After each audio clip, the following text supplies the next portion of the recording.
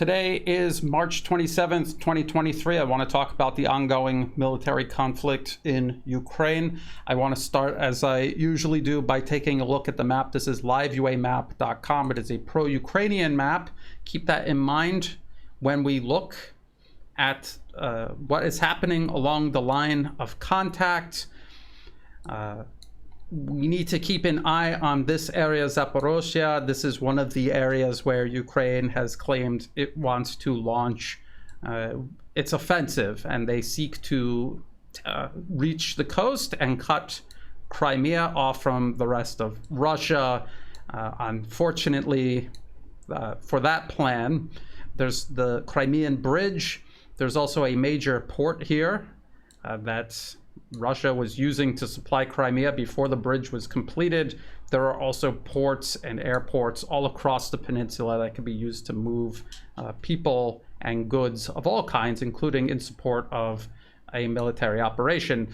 People have to remember that Russia has been maintaining a very significant military operation in Syria using just their ships and their strategic airlift. So keep that in mind in regards to Crimea, which is much closer than Syria.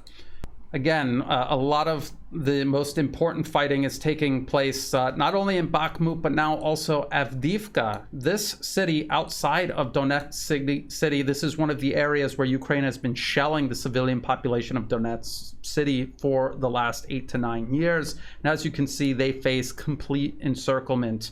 And you see these red rifle icons. This indicates fighting, maybe not a change in territory, but Russian soldiers, Russian units fighting in these areas. It is getting quite serious for Ukraine. And we see incidents like this reported by this pro-Ukrainian live map. Russian aviation conducted 4 airstrikes in Avdeevka this morning. That's very significant. And there have been bombings across Ukraine. I want to point your attention to this article here. Russia uses its own kind of smart bombs in Sumy Oblast. So this is, let's go to the map and look to see where Sumy is. It's all the way in the northeast, past Kharkov in this region. We also have articles like this that talk about, this is ABC News, the use of gliding bombs to attack several regions, and this is according to the Ukrainian military. So going back to the map, that is the situation in Avdeevka, and that is the situation in several other areas of Ukraine.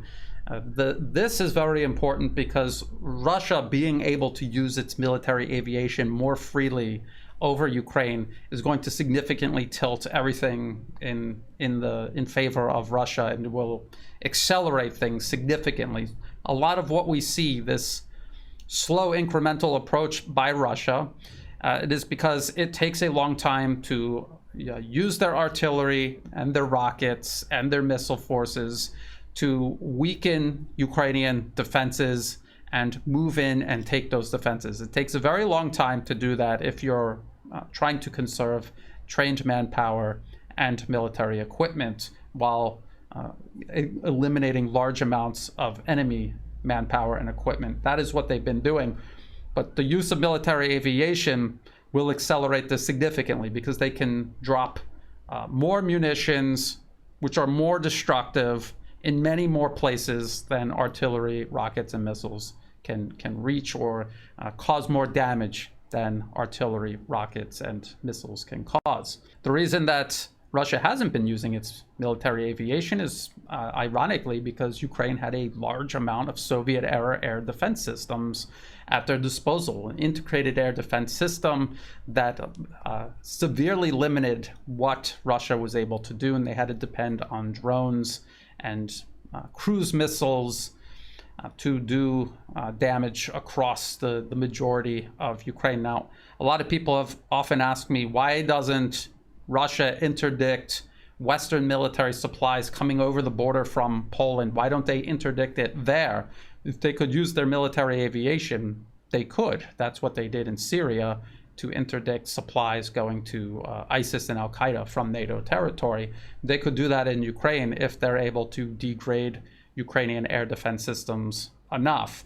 And this tells me the beginnings of Russia using its military aviation in this way tells me that Ukrainian air defense systems are being significantly degraded, and there are huge gaps now in coverage, which is allowing Russia to do this. And Avdeevka is one of these places where they have repeatedly carried out these kinds of strikes.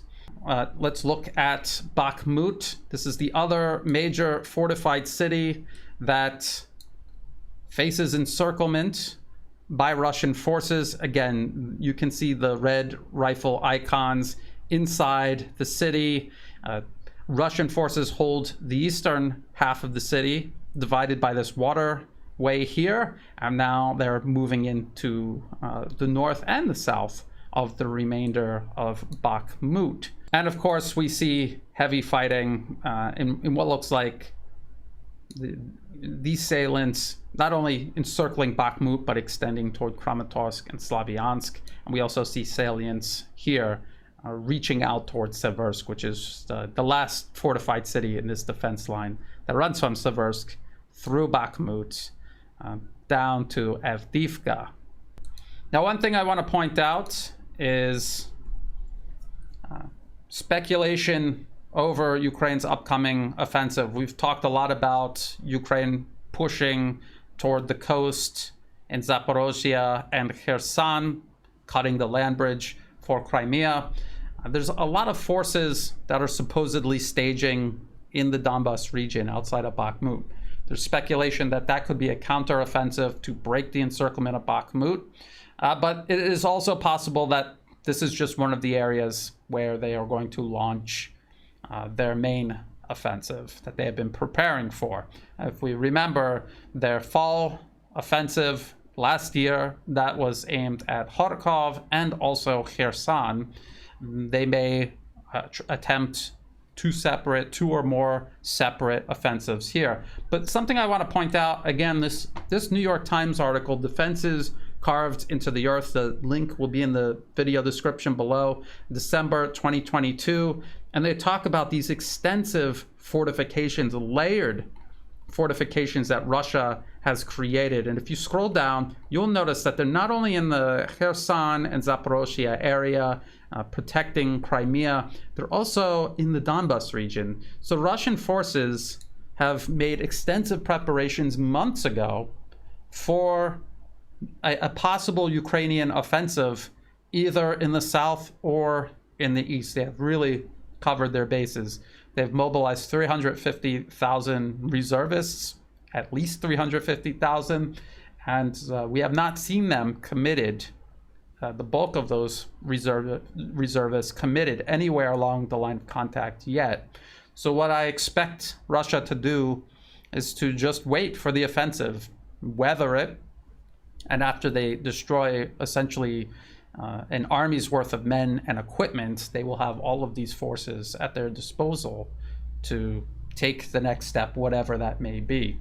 The inevitably severe losses that Ukraine suffers, well, no matter how successful or unsuccessful their offensive is, unless they can deal a devastating blow to the entire Russian military and the entire Russian state, unless they can do that, at the end of their offensive, their forces will be depleted. They will have lost all of their trained manpower, their tanks will be gone, their artillery will be gone, and they will be left waiting for the West to replace all of their losses, just like after their fall offensive in Kharkov and Kherson last year. Only the West really, admittedly, doesn't have anything left. So I want to talk again about Russian military industrial output versus what the West has sent Ukraine and what they could feasibly send Ukraine in the future.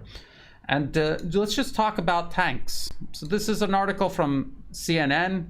It's from January 2023. West to deliver 321 tanks to Ukraine, says diplomat. And then they talk about North Korea also. The article says Western countries will deliver more than 300 tanks to Ukraine, Kiev's ambassador to France said. As of today, numerous countries have officially confirmed their agreement to deliver 321 heavy tanks to Ukraine. The figure comes after the US this week pledged to provide 31 M1 Abrams tanks, and Germany agreed to send 14 Leopard 2A6s. Previously, the United Kingdom has pledged 14 Challenger 2 tanks, while Poland has asked for approval from Germany to transfer some of its own German-made Leopard 2s to Ukraine. And now there's this other article from Statista. Number of disclosed main battle tanks committed to Ukraine between January 24th and January 15th, 2023 by type and donor country. And if you look, you can see that there's actually a very small number of Western main battle tanks compared to T-72s and their variants from Poland, the Czech Republic. As a matter of fact, it's nearly 800 tanks in total. Some of these are antiquated T-55s, older T-72s, which you might get away using as a main battle tank. The T-55 could be useful as an assault gun or for defensive positions, but as a main battle tank, most certainly not. And the same goes for the Leopard 1s that are being sent. There's quite a number of these Leopard 1s that are being sent. So all in all, about 800 tanks, a mixture of antiquated Leopard 1s, T-55s, and T-72s, some newer modernized T-72s, and a number of Western main battle tanks, M1 Abrams, which actually, even though they're trying to speed up the delivery of these M1 Abrams, in reality, it'll be months before that is ready. So this is not 800 tanks right now in Ukraine ready to go. This is going to be spread out over the next year. What about Russia? If we recognize this as a war of attrition, and we can see that Russia is fighting a war of attrition, they're not necessarily interested in taking territory, large amounts of territory. They are attempting to demilitarize Ukraine, eliminate its military. That is the priority. Everything else is secondary.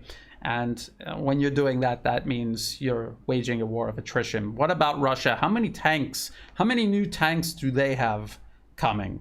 So we have this from Associated Press. Russia's security chief blasts West, dangles nuclear threats. The headline aside, there's something interesting that was mentioned in this article. It says Medvedev, who heads the Security Council panel coordinating weapons production, derided Western statements alleging that Russia is running out of weapons and charged the Russian weapons industries have increased output. He said that Russia will produce 1,500 battle tanks this year alone and boost production of other weapons to meet the army's needs. His claims couldn't be independently verified, but 1,500 tanks. And I'm going to assume he means brand new tanks in addition to modernized tanks. When I say modernized tanks, the T-72B3M is essentially a new tank. They replace the gun, the engine, the fire control system, they add on armor. Virtually every important component is replaced, and it is brought up to the standard of a T-90M, which is the most recent, newest main battle tank that Russia has in numbers on the battlefields. The T-14 isn't quite there yet. I pointed this article out many times. So they're saying 1,500. A lot of, the Associated Press is acting as if that's probably not true. That's what they mean when they say his claims couldn't be independently verified, as if he's making it up.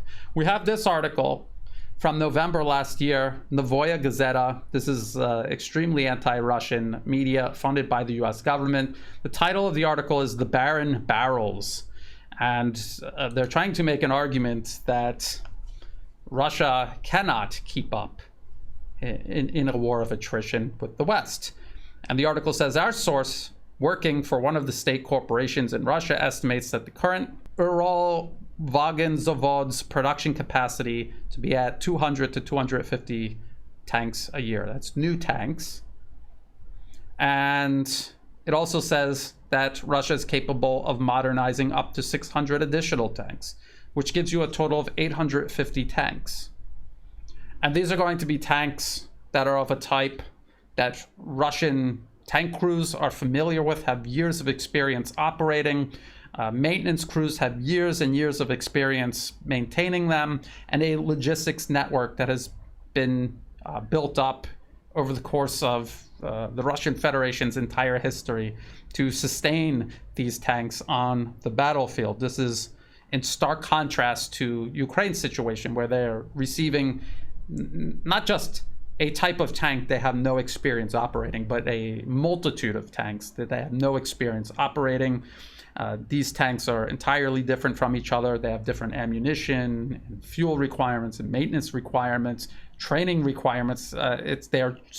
They're basically creating a multitude of tank forces to operate these tanks on the battlefield with the associated logistics and sustainment networks that need to be created for each different type of tank. Logistics nightmare in the middle of, again, a war of attrition. So if Novaya Gazeta's numbers, most likely taken from right at the beginning of the special military operation, if they're saying that Russia was making around 850 modern tanks, a combination of brand new tanks and modernized tanks brought up to the same standards as brand new tanks. If they're saying 850 tanks were being built then, over the course of a year, an obvious motivation to expand production, is it hard to believe that they've boosted this to 1,500 tanks? And Ural Vagon Zavod is not the only tank factory in Russia. They have other tank factories. They have other types of tanks like the T-80 that are made and modernized elsewhere. I think 1,500 is actually a reasonable number if you're talking about modernized tanks also. But let's just say it's only 850. That's still more tanks than the West is able to scrape together and send Ukraine. And again, it really does matter that we're talking about 850 tanks. Russian tank crews are familiar with, the mechanics are familiar with, the logistics networks are already created to support on the battlefield, versus 800 tanks of all different kinds that Ukraine is going to have to create the logistics, sustainment, and maintenance networks to support on the battlefield. We're also hearing about Russia bringing in older tanks. We heard a lot about the T-62, and I talked about how the T-62 would be great for use as an assault gun. And an assault gun is different than a tank in that it works with infantry. When the infantry need a big gun pointed in some direction, they will call on an assault gun. It'll roll in and it'll point its gun at where the infantry say, and it'll fire. That's different than a tank. A tank focuses on speed and mobility, armor, protection, and firepower. It's meant to move very quickly across the battlefield as an offensive weapon. So there are two different roles. What makes it a tank is how it is being used, and these T-62s are almost certainly being used either as assault guns or for defensive positions to augment the firepower of the battalion tactical group. I'll get into that in just a moment.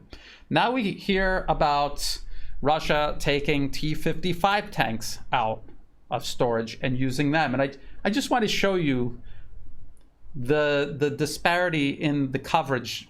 This is going to be two articles from Forbes written by the exact same author, David Axe. And I just want to show you the two completely different ways he covers Ukraine getting T-55s and Russia getting T-55. So when Ukraine was given T-55 tanks, this is how David Axe at Forbes covered it.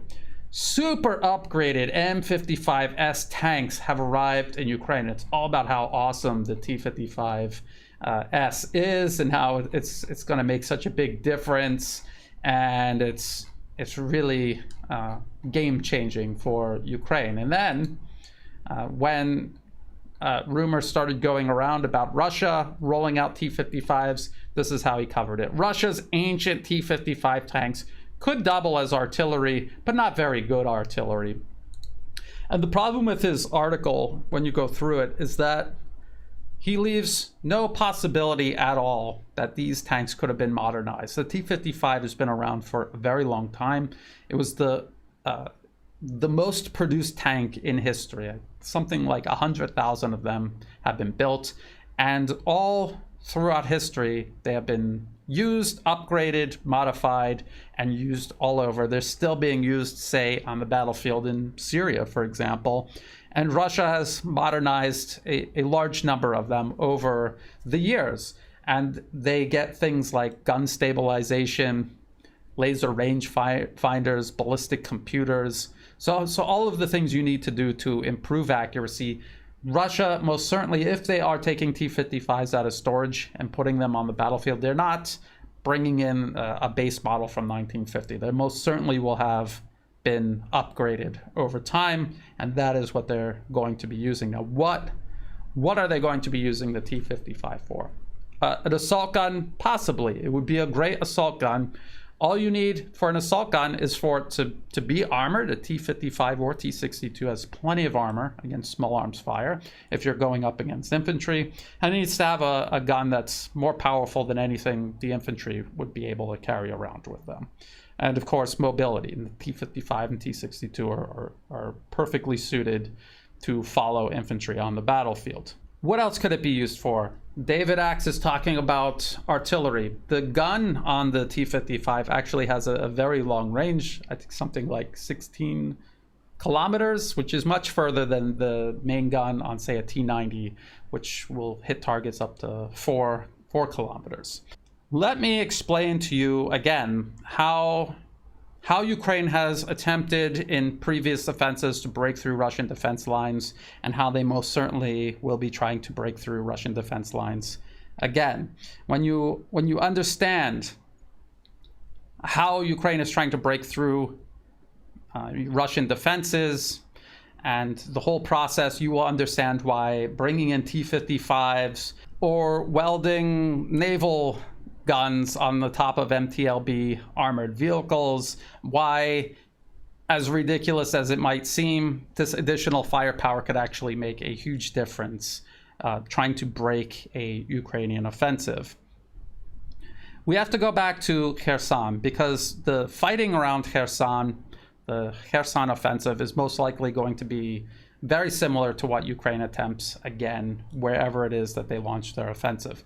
And I want to point out that despite the fact that eventually Russia withdrew from Kherson city to the other side of the Dnieper River, that was more to consolidate their forces. The Kherson city, holding that, was almost a separate war from everything else going on. They wanted to consolidate their forces. And this was a side project, essentially, a distraction from what Russia was attempting to do. But before they did that, they had been out fighting Ukrainian forces the entire time. There were no Ukrainian breakthroughs. They were being outfought by the Russian forces the entire time. And if Russia wanted to and continued investing in the defense of Kherson city, they probably could have held it. They felt there were more important things for their resources to be used on, and they wanted to reduce the risk of those troops being cut off entirely. So it was one less thing to worry about. Let's look at this Washington Post article from September 2022. Wounded Ukrainian soldiers reveal steep toll of Kherson's offensive. And I'm going to read to you from this Washington Post article, and I'm going to explain to you what went on there according to the Western media, and I want you to imagine the same thing but on a larger scale happening during this upcoming Ukrainian offensive, again, wherever they decide to launch it. It says, in a dimly lit hospital room in southern Ukraine, soldiers with severed limbs, shrapnel wounds, mangled hands, and shattered joints recounted the lopsided disadvantages their units faced in the early days of a new offensive to expel Russian forces from the strategic city of Kherson. The soldiers said they lacked the artillery needed to dislodge Russia's entrenched forces and described a yawning technology gap with their better equipped adversaries. They're calling Kherson city strategic, but even after Russia gave it up, Ukrainian forces weren't ever able to move in and administer it because it's still in range of all of Russia's long-range firepower on the other side of the Dnieper River, and it gave Ukraine no advantage whatsoever. It's not as if there's any possibility of them crossing the Dnieper River there at Kherson. Holding Kherson gives them absolutely no advantage whatsoever over Russia since Russia withdrew from it. I just want to point out that that's what the Western media does. Any city that Ukraine may possibly get a hold of is always strategic, and any city that Ukraine is about to lose is of little strategic value, like Bakhmut and soon Avdeevka. Washington Post continues. It says, Russia's Orlan drones exposed Ukrainian positions from more than a kilometer above their heads. They said an altitude that meant they never heard the buzz of the aircraft tracking their movements. Russian tanks emerged from newly built cement fortifications to blast infantry with large caliber artillery, the wounded Ukrainian soldiers said. The vehicles would then shrink back beneath the concrete shelters, shielded from mortar and rocket fire.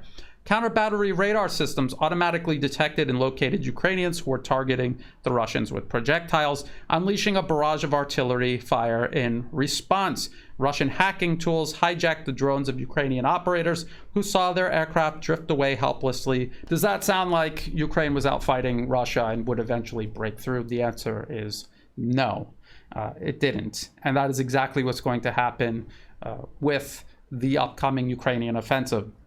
Now, let me explain to you what Ukraine is going to try to do.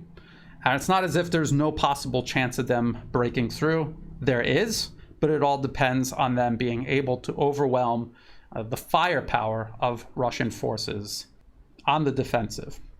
Ukraine lacks long-range firepower, both in the variety and quantity that Russia has. So they'll never be able to do this incremental, careful, conservative advance across the battlefield the way Russia does. They have no ability to do that.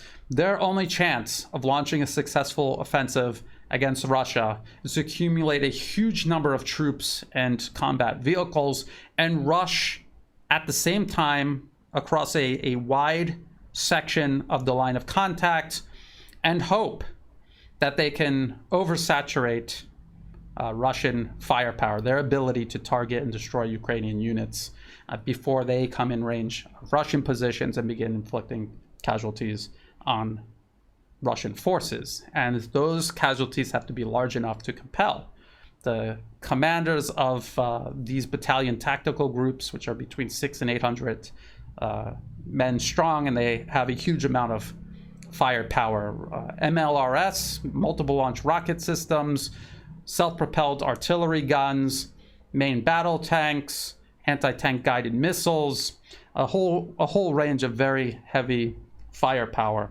all in a unit the size of a battalion. These battalions are obviously going to work together with each other, and they're also going to expand their own size with additional units that are needed, and they're also going to include other types of units around Kherson. They not only had battalion tactical groups, they also had airborne units helping in the defense. Now, this strategy of rushing toward the defensive positions of the battalion tactical groups, this was all laid out in this paper, Defeating the Russian Battalion Tactical Group. I'll include the link to this in the video description below. And essentially what U.S. Army Captain Nicholas Fiore was saying was exactly that. You need a large amount of troops to move very quickly in a dispersed manner toward the battalion tactical group, preventing the battalion tactical group from eliminating all advancing units before they are in range and can inflict casualties on the battalion tactical group. And if they can do this successfully, they can compel the battalion tactical group commander to withdraw rather than suffer heavy losses and become ineffective on the battlefield, or even potentially be encircled and captured. As Ukrainian troops are moving across the battlefield, of course, entire platoons are going to be wiped out. Ukraine lost entire brigades worth of men and machines around Kherson.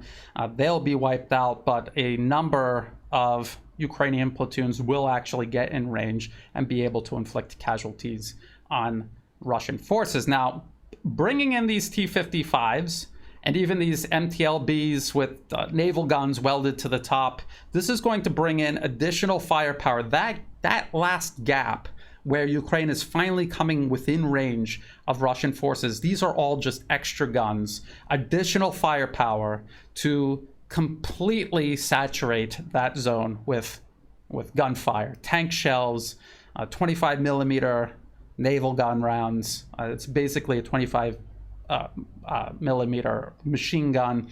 They're doing that specifically because Ukraine is using this tactic to exploit a weakness of the battalion tactical group, and by bringing in additional firepower, they are filling the gap and eliminating that weakness. The Western media acts as if they're bringing in these T-55s, T-62s, these old naval guns welded on these armored vehicles because they're running out of tanks and other modern weaponry, which simply isn't true. Even the Voya Gazeta admits that Russia is producing more tanks than the US and Europe combined. And that's not even accounting the last year where they almost certainly began expanding production. Now let's talk about something else utterly essential. I wanted to get back to this Jamestown Foundation article about Russian shell production. Alexander Mikuris, in one of his recent videos, talked about the methodology used by the Jamestown Foundation. He talked about how the data points picked by the author really were not a good way to go about this. If you really want to try to figure out how much of any particular armament Russia is producing, you need to know all kinds of things. You need to know how big these factories are. You need to look at satellite images of the factories, calculate floor space, look at the parking lot, the number of employees, get publicly available information about other products being made by these factories, and really try to break down the physical space and the minimum and maximum amount of any particular product that they would be able to produce. And when you look at things like artillery shell prices back in 2005 and you use that as a data point, and you do not look at it in the right context. In 2005, Russia's economy was still suffering immensely, and prices would have been skewed.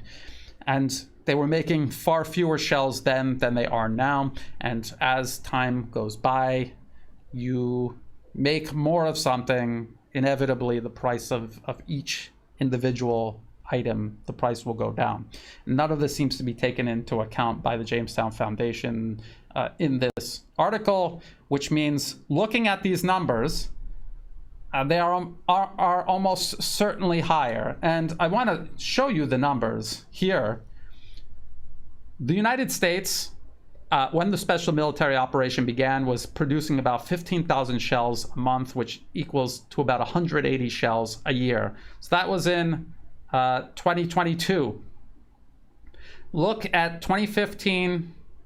In 2015, even with this poor methodology, the Jamestown Foundation article is indicating that in 2015, Russia was already making more artillery shells per year than the United States. And then the US increased production to around 22,000 shells per month.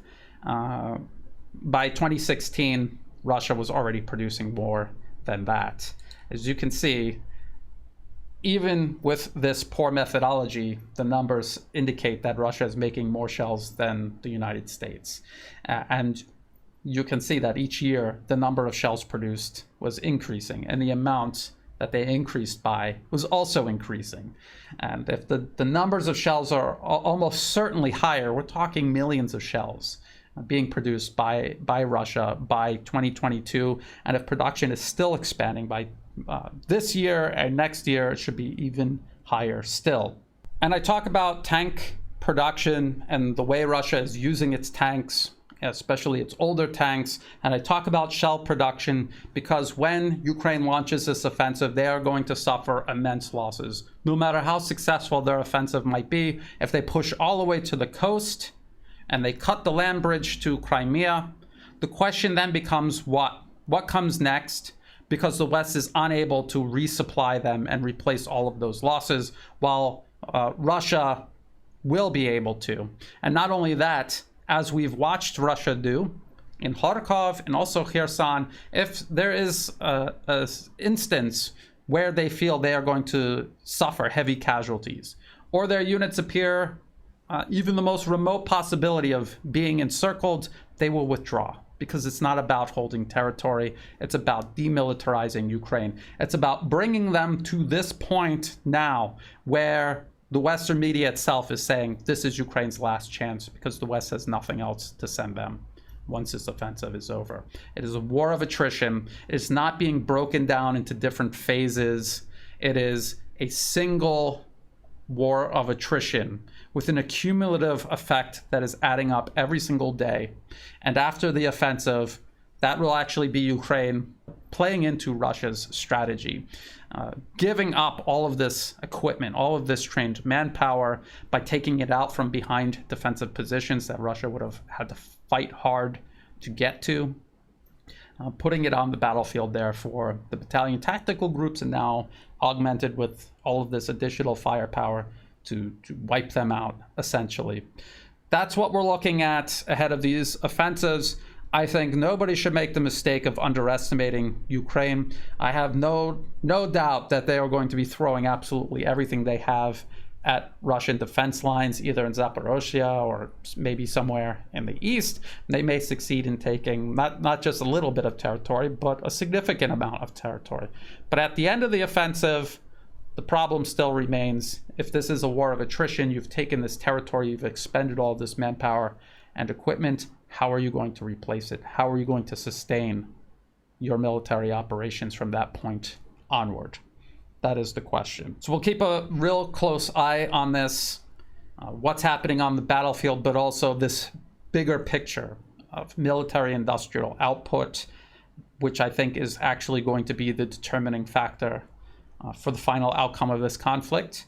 If you thought this video was useful, please like and share. Think about subscribing. It's free to do. It helps the channel grow.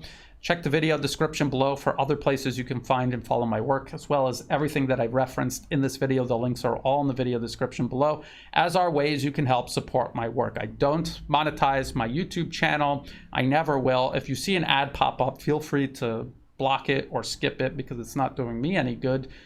If you do want to support my work, please do so through Buy Me a Coffee and also Patreon. And to everyone who has been helping out, whether it's one-time donations, donations once a month, or even if you're just helping share my work with other people, I greatly appreciate that. That's what makes this work possible.